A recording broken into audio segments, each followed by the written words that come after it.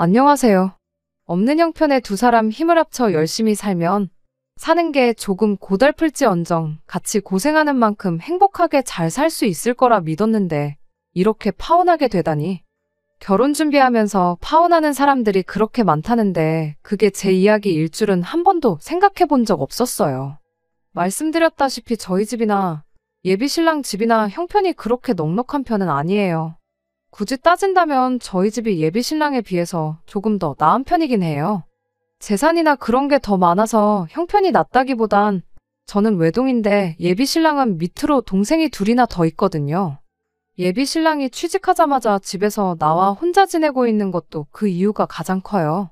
부모님 집에서 살면 생활비야 조금 덜 들겠지만 동생들 용돈 챙겨주고 부모님 생활비 보태드리고 하면 모으는 돈이 하나도 없겠다 싶었고 차라리 월세 20만 원 내고 혼자 지내는 게 더 싸게 먹힌다는 계산이었거든요. 저도 직장 생활 시작하면서 그때부터 집에서 나와서 살기 시작했어요. 하지만 예비신랑과는 상황이 많이 달랐죠. 일단 독립해 나올 때 집에는 단순히 출퇴근 문제 때문에 독립을 하는 거라고 설명하긴 했지만 저는 예비신랑과는 반대로 저희 부모님이 어떻게든 저를 도와주고 싶어 하시는 게 부담이 돼서 집을 나온 이유가 더 컸습니다. 제가 직장이 생긴 만큼 부모님을 도와드려도 모자랄 판국에 괜히 저 때문에 안 먹어도 그만인 고기 반찬 끼니마다 하나씩 챙겨주시려고 하고 어떻게든 제가 월급을 받는 대로 고스란히 모을 수 있게 자꾸만 안 해도 되는 지출을 하려고 하시는 부모님이 반대로 부담이 돼서 집을 나온 이유가 더 컸어요. 20대 중후반 많지 않은 나이로 결혼을 결심하게 된 게 서로 각자 다른 이유긴 했지만 어쨌든 집에서 나와 독립된 인생을 살고 싶었던 이유도 컸습니다. 게다가 두 사람 다 집에서 나와 살고 있는데 결혼해서 한 집으로 살림을 합치면 얼마 안 되긴 하지만 한 사람분 월세나마 줄일 수 있고 결혼 전에 돈 모아서 결혼하나 결혼하고 나서 돈을 모으나 그게 그거라는 생각도 들었거든요. 결혼하고 나서 돈을 모은다면 가정이 생긴 만큼 저희들도 더 아껴 쓰게 될 테고 양가 집에서도 결혼해서 살림 꾸리고 있는 자식들에게 경제적인 지원을 쉽게 기대하지 못할 테니까. 여러모로 결혼을 하루라도 일찍 하는 게 낫다는 판단이었습니다. 조금 이기적으로 보일지는 몰라도 일단 우리가 당장 돈 얼마 들이면서 생색내는 것보다 한 살이라도 어린 나이에 바짝 고생해서 하루라도 빨리 안정된 가정을 꾸리는 것이 당장 양가 집에 돈 얼마씩 도와주는 것보다 순서가 먼저다라고 생각을 했기 때문이에요. 그렇다 보니 결혼할 때 부모님 도움은 기대도 안 하고 있었습니다. 둘이 있는 돈 없는 돈 끌어모아 월세에 새들어 살지언정 부모님 도움 없이 두 사람 힘만으로 한번 잘 살아보자고 결혼을 준비하고 있었죠. 결혼을 이른 나이에 하기로 한 만큼 저희 주머니 사정이 넉넉한 편은 아니었습니다. 제가 모아놓은 돈이 2천에 일할 때 필요해서 구매한 중고차 한 대가 전부였어요. 예비 신랑은 현금으로만 3천을 가지고 있었고요.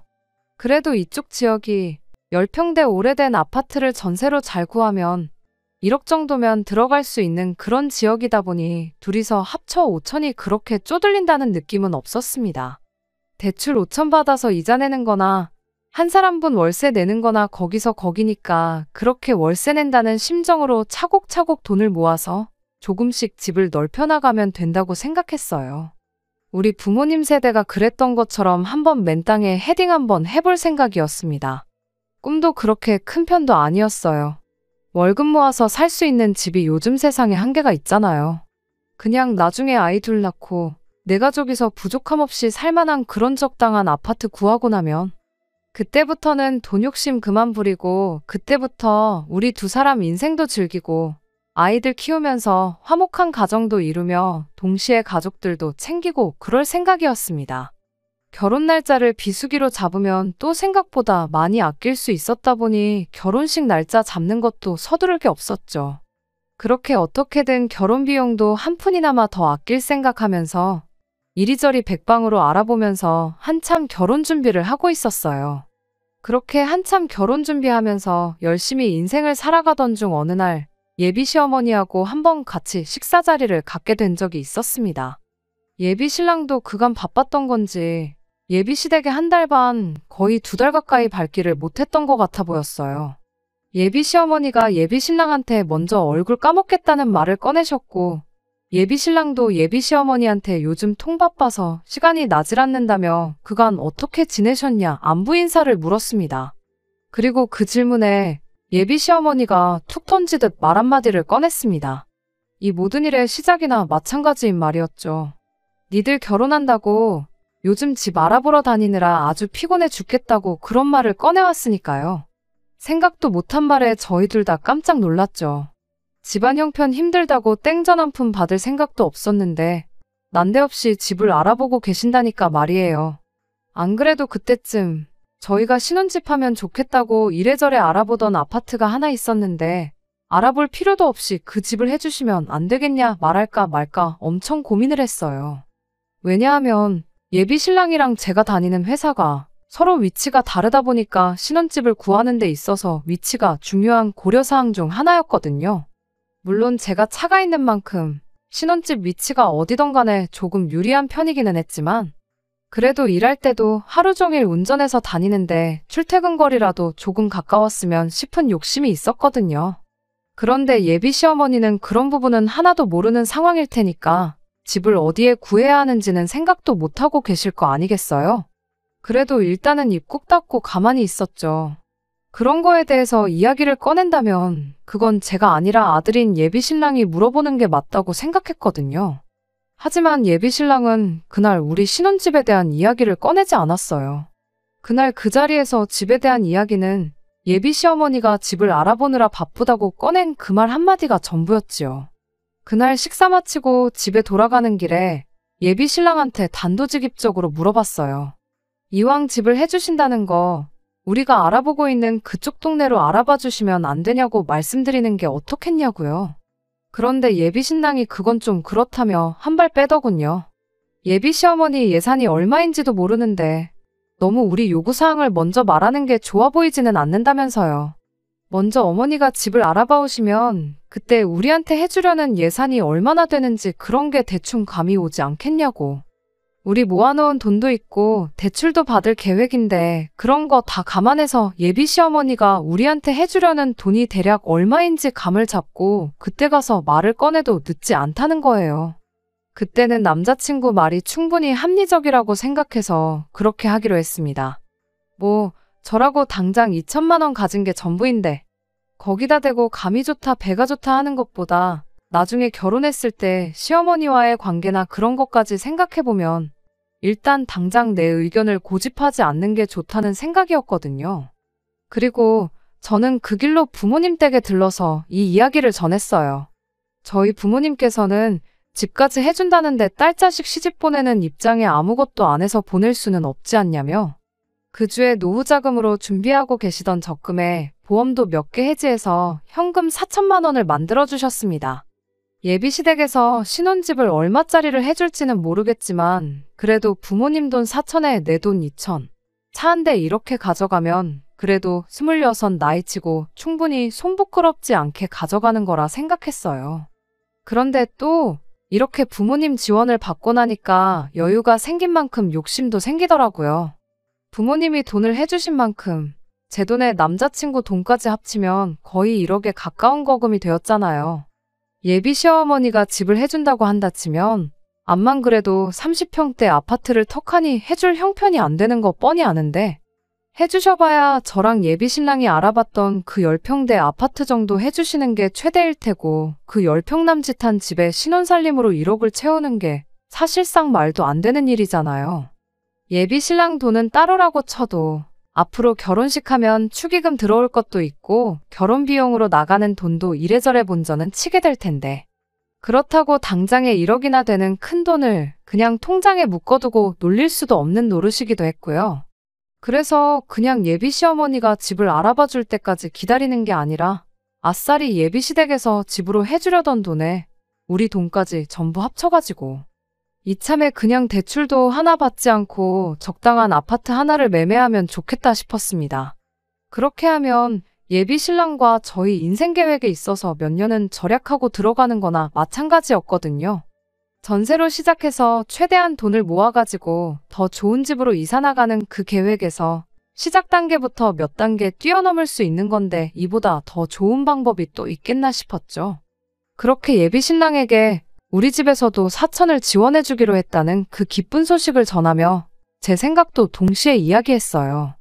예비 신랑도 듣고 보니 제 말이 일리가 있는 소리라며 어머니가 집을 구해줄 때까지 기다리는 것보다 네 돈 내 돈 할 것 없이 전부 모아 합쳐가지고 집을 매매하는 쪽으로 이야기를 해보겠다고 기대에 차서 이야기를 해왔어요. 그런데 한국말은 끝까지 들어봐야 안다는 말이 그 말이 뭔지 딱 알겠더라고요. 예비 시어머니가 꺼냈던 니들 결혼한다고 집을 알아보고 있다던 그 말이 전후 사정 생각 안 하고 맨 처음에 나온 니들 결혼이라는 그 말 한마디 때문에 저희가 착각을 했던 겁니다. 저희 결혼 때문에 집을 구하는 건 맞았지만 저희 살 집을 구해준다는 게 아니고 당신들 이사 나갈 집을 알아보고 있었던 거예요. 예비 신랑 밑으로 동생들이 지내기 좀 더 편한 곳으로 말이죠. 저희 결혼하는 건 결혼하는 거고 이사는 이사대로 따로였던 겁니다. 사실 그걸 가지고 누구 탓을 할 수는 없었어요. 우리가 김치국을 마셔도 한참 잘못 마신 거였으니까요. 하지만 저희 부모님은 그것 때문에 들고 있던 보험도 잘 모으고 있던 적금까지 깼는데 그거 생각하면 정말 저희 부모님 볼 면목이 없더군요. 집에 가서 부모님께 어떻게 말을 꺼내야 하는지도 정말 고민이었어요. 거의 2주 가까이 그 충격에 결혼 준비도 뒷전으로 미루고 걸려오는 부모님 전화도 피하고 혼자서 쓸데없는 고민하는데 시간을 허비했습니다. 그런데 막상 부모님께 이 이야기를 전하니 사정이 그런데 충분히 그럴 수도 있는 거 아니겠냐며 오히려 그냥 무심코 던진 말에 그런 착각을 할 만큼 결혼하는데 아무 도움도 못 해준 게 미안하다며 저한테 되려 사과를 하시더라고요. 그러면서 그 돈은 이미 그렇게 된 거 그냥 저 결혼하는데 보태주는 돈으로 할 테니 요긴하게 쓰라고까지 하셨죠. 정말 죄송스럽고 감사한 마음에 눈물이 다 날 지경이었습니다. 아무튼 그렇게 계획 하나가 잘못 들이킨 김칫국 한 사발 때문에 완전히 헝클어지긴 했지만 저희 부모님의 배려로 결혼 자금은 거의 2배 가까이 늘어나게 된 상황이었습니다.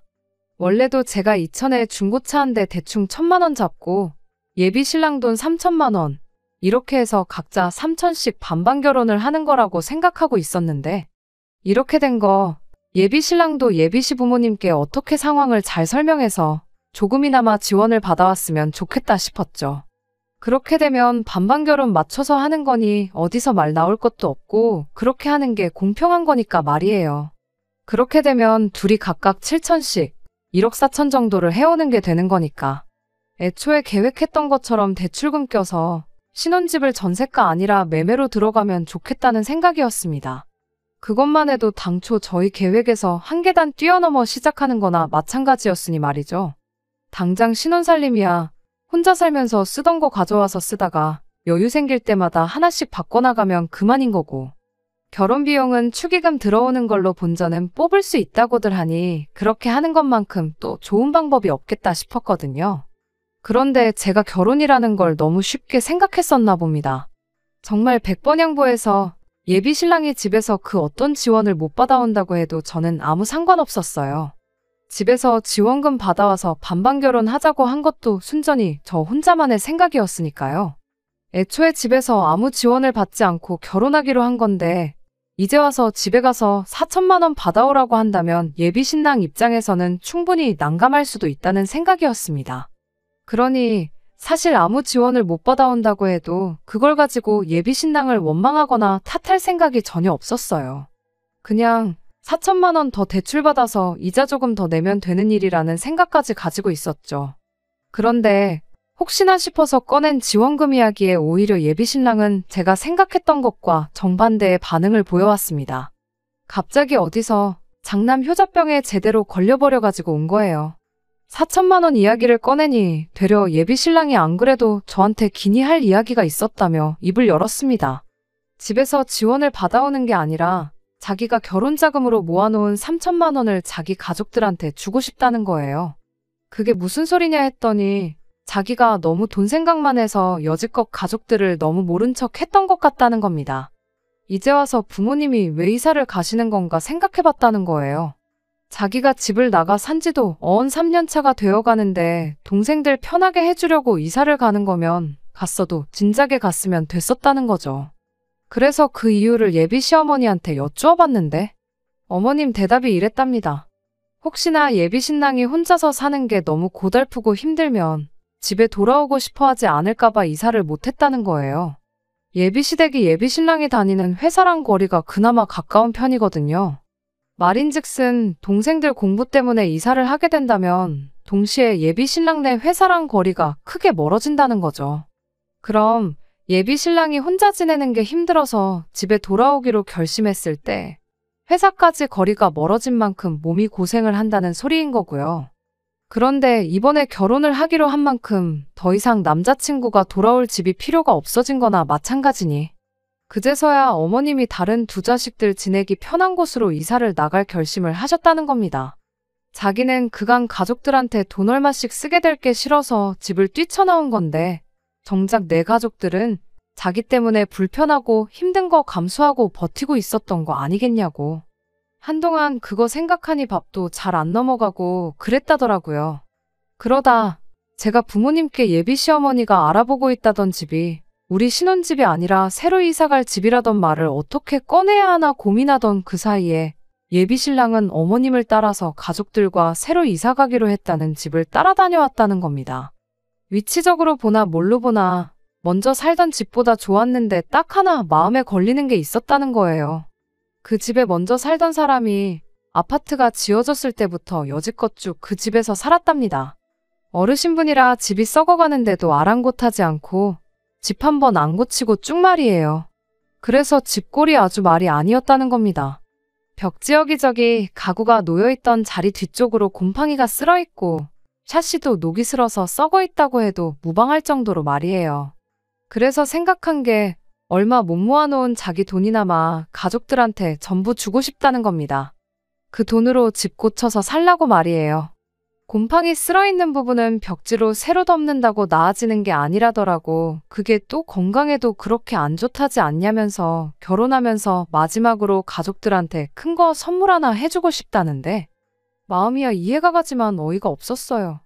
우리가 일찍 결혼하기로 정했던 게 그만큼 빨리 가정을 꾸려서 우리 삶의 안정도 찾고 그걸 기반으로 가족들도 도와주기로 했고 그런 거잖아요. 그러니까 말인즉슨 마지막으로 도와주자는 게 아니라 시작부터 있는 돈 다 퍼주고 시작하겠다는 소리나 마찬가지였죠. 여지껏 가족들한테 땡전 한 푼 주기 싫다고 독립해 나와서 살았으면서 이제 와서 그게 후회된다고 얼마 안 되는 돈이나마 전 재산을 퍼주겠다고 하니 어이가 없었죠. 예비 신랑한테 나라고 우리 부모님 안 도와주고 싶겠냐고.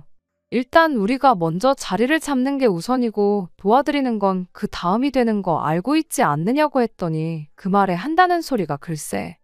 제가 부모님한테 받아온 돈 4천을 안 쓰고 돌려드리면 똑같아지는 거 아니냐입니다.